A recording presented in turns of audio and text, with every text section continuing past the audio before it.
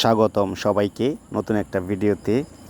আজকের টপিক হচ্ছে আগামীকাল সেপ্টেম্বর মাসের 1 তারিখ আমি চলে যাচ্ছি পরিবার সকলকে নিয়ে গাজীপুরে শিফট করতেছি।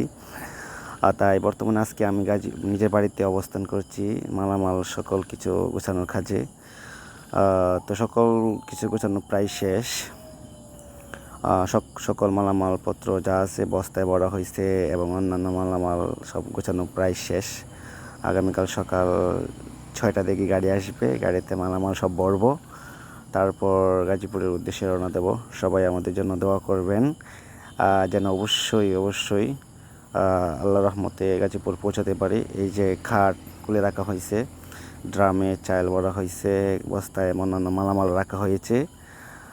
তো ইনশাল্লাহ কালকে সকল কিছু নিয়ে ঢাকার অর্থাৎ গাজীপুরের দিকে রওনা দেব।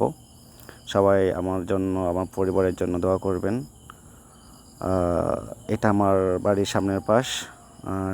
উঠানে একটি জাজিম রৌদ্র দেওয়া হয়েছে এবং ওই যে ছোট্ট একটা টিনের ঘর, এখানে আমার শখের কবুতরগুলো থাকে।